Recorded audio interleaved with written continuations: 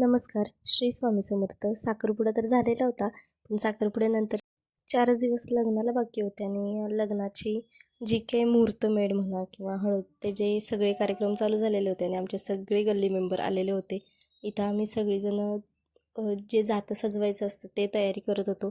जागा छोटी होती, कंजेस्टेड होती, त्यामुळं जास्त काही डेकोरेशन नाही करता आलं. जितकं प्रशस्त करता येतं तितकं तर नाही जमलं, पण जेवढं जमलं तेवढं आम्ही छान करायचा प्रयत्न केलेला होता. आणि ही आमची नवरीबाई आणि बाकीची पण मी तुम्हाला दाखवते. इथं सगळीजणं व्हिडिओमध्ये येण्यासाठी एक्सायटेड होते आणि मी सगळ्यांना सांगितलेलं होते की हां, मी यूट्यूबला पोस्ट करणार आहे. त्यामुळे सगळीजण तुम्हाला पण हाय करतायत. ही सगळीजण आमची गल्ली मेंबर, काही काही गायत्रीच्या आत्या, पाहुणे, गायत्रीचे सगळे जे रिलेटिव्स होते ते, ही गायत्रीची बहिणाबाई जी बघत होती काय करतोय आम्ही ते ते सगळं झालं. जातं वगैरे छान सजवलं आम्ही. अशी सगळीजणं एकत्र आली ना तर खूप मजा येते. माझ्या लग्नावेळी आम्ही सगळीजणं एकत्र भेटलेलो होतो, आमचे सगळे गल्लीवाले मेंबर, म्हणजे सगळ्या मुली. आणि त्यानंतर आता गायत्रीच्या लग्नाला आता बघू परत कुणाचा लवकरात लवकर कार्यक्रम येतो. त्या कार्यक्रमाची ओढ तर लागलेलीच असते.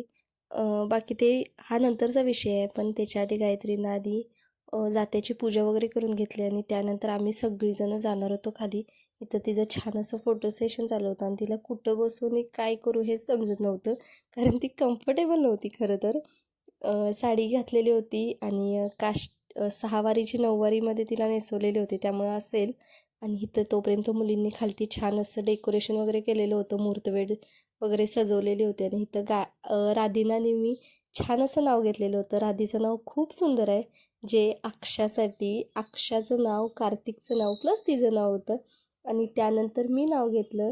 माझं काही कॉमनच होतं, नाही असं नाही, पण सगळी असल्यानंतर थोडं असं होतं ना की कसं घेऊ. पण मी घेतलं. त्याचं काही मी तुम्हाला व्हॉईस नाही दाखवला, रेकॉर्ड तर झालेला आहे आणि अगदी परफेक्ट छान झालेला होता. पण बाकीची सगळीजणं असं कलकल होतं, हे ह्याला हाक मारतंय, ते त्याला हाक मारतंय, त्यामुळं असं जास्त काही नाही शूट घेतलं मी.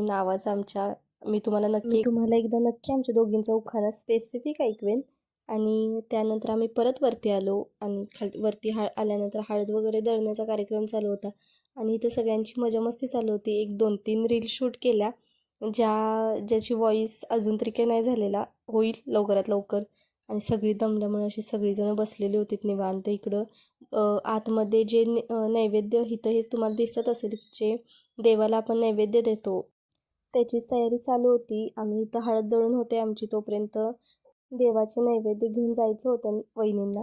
त्या वगैरे गेल्या. आणि येणाऱ्या ब्लॉग्समध्ये तुम्हाला गायत्रीचं संगीत आणि प्लस लग्न, हळद सगळं काही बघायला मिळेल. सो चॅनेलला नक्की सबस्क्राईब करा. बाय.